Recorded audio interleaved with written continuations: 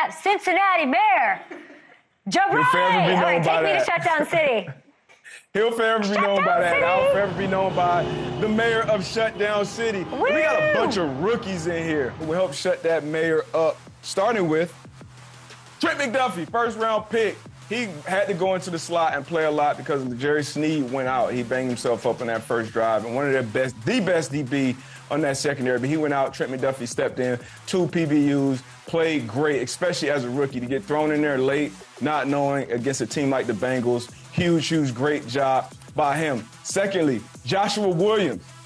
Now, a little more expectations there, obviously, than the next guy who will be the mayor, but Joshua Williams got a nice pick on some tips and overthrows. This is something that DB coaches talk about around the league going into every week, tips and overthrows. You got to get those. Great job by another rookie, Joshua Williams. And then another rookie who no one had expectations for coming into this season, Jalen Watson. Back-to-back games now with 2 huge picks in games. So 7th-round pick coming in and making the biggest games and the biggest plays in the biggest game of his life. He's going to be the mayor. But all 3 rookies from the Chiefs, they are. So we got a lot of young guys running around the city right now. But they hold it down, man. So shout out to all of these young guys who showed up in the biggest moments, unlike, that other mayor out there in Cincinnati.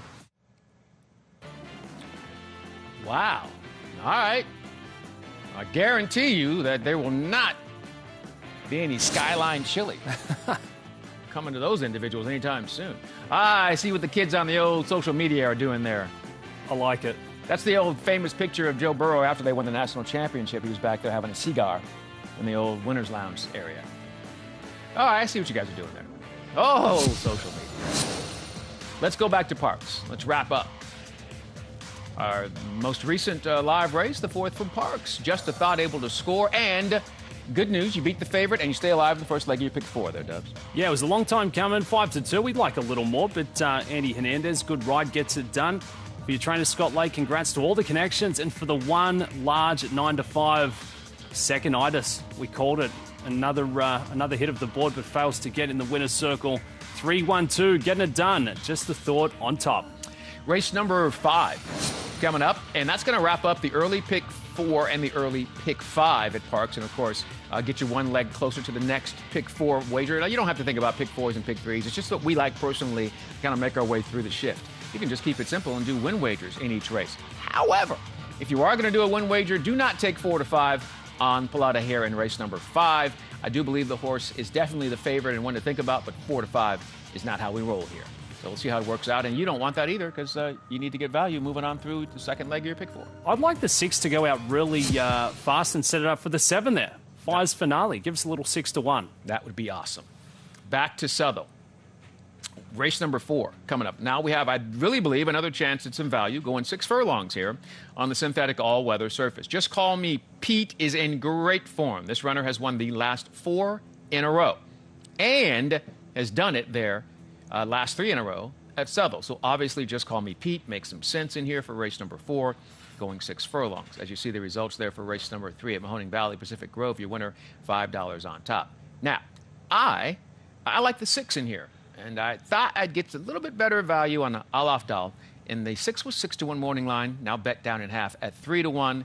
As we have 4 minutes to post here for the 4th at Southall. How do you see it? Yeah, seen a lot of attention from the bettors. They're the 6 as well, with that number dropping. The 2 at 8-5. I'm going to throw a little value play in here and either play it as a single or you could play it to hit the board there as well. Papa Stow, 8-year-old gelding. Recent form has been decent, but I take a look at the jockey coming back to repart Hart.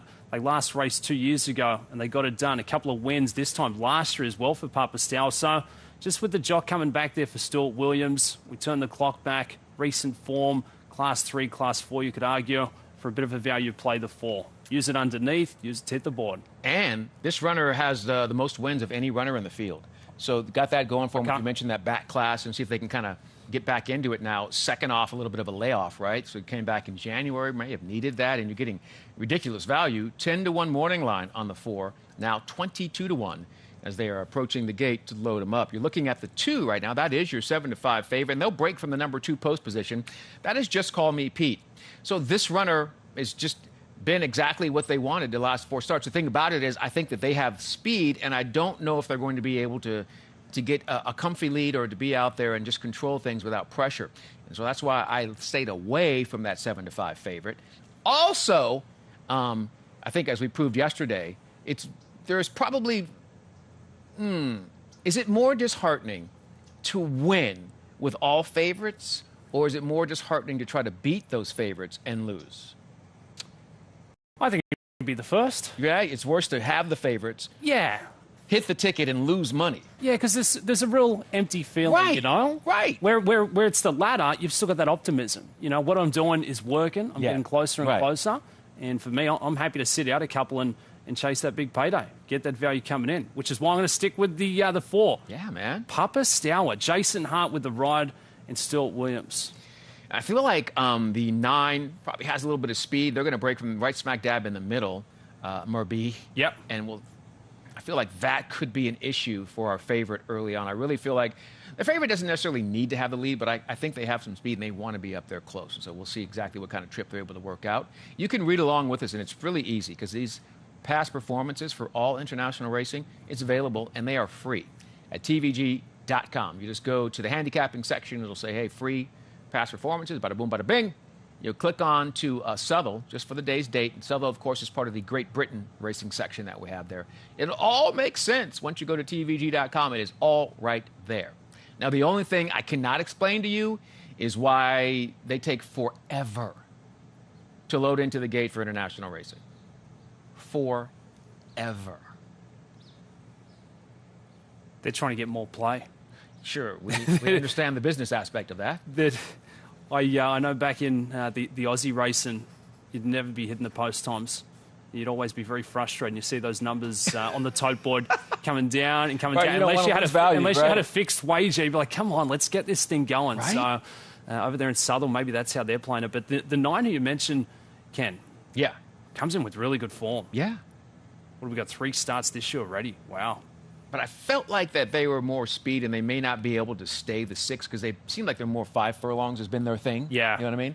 So that distance might be an issue for that runner. And they're going to probably break on top, which we need. Need a little target to run at.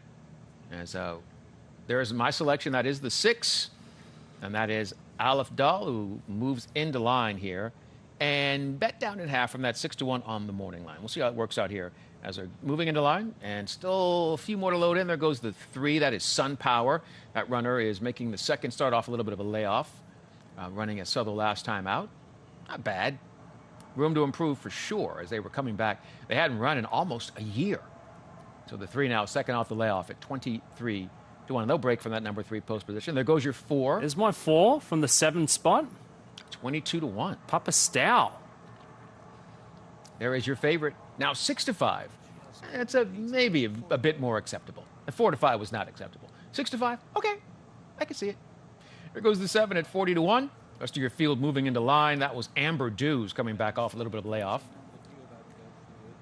And looks like 2 more runners to load in, I do believe. Yeah, 2 to go, and we'll turn it over to the crew. Although, with that horse all the way back there behind the gate, that could take an additional 5 minutes. So let's see exactly what they're going to do as they move forward with the 1. That is Sir Robin. Will break from post position number 6. Sir Robin was able to reel off back-to-back victories, but, you know, the work he's done has been on the turf. And we'll see if he can make this transition second time over the synthetic here. And decent value there on Sir Robin. Yeah, we're 7-1 in the morning line. We can see the 9 there, probably going to cover it up. Mm-hmm. Yeah, got to put the blindfold the hood on this runner and try to calm him down. And seems to be working. See what happens when they get to the gate. And we think the 9 could be the early speed. Yeah, I kind of hope so. Yeah, me too. Need a little something to set it up. But you need to get in before you can get out. All right, here we go. Good luck and enjoy race 4 from Southwell. Maybe just needs one more shove into